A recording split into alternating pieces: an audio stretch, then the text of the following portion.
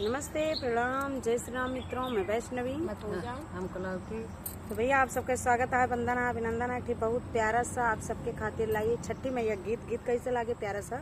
Comment जरूर करिए। कहना है हरेली पाला पोताला अंगनावा गजमोती चौका पूरा गजमोती चौका पूरा लीपाला पोताला अंगनावा गजमोती चौका पूरा गजमोती चौका पूरा दोहरा दौरिया सासु साजवाली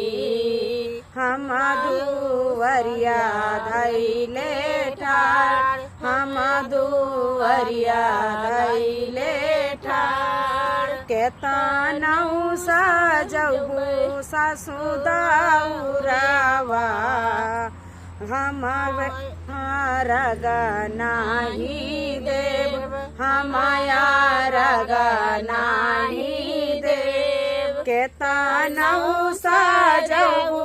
सासु दौरावा हमार गनाही देव हमार गनाही देव। अरे बालक बिना सुनी मोरी गोदिया हमारे कौना सहाय हमारे कौना सहाय कही बालक छठी मई देती कारित बरत तोहार कारित बरत तोहार भोरावाया रगहामा दियाइत भोरावाया रगहामा दियाइत पूरा करी मनसा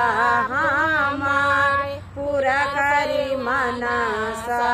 हमार जोड़े जोड़े कोसी हम भरवती जब मनसा पूरा होई हमार मनसा पूरा होई हमार लीपाला पोताला अंगनावा गजमोती चौका पूरा गजमोती चौका पूरा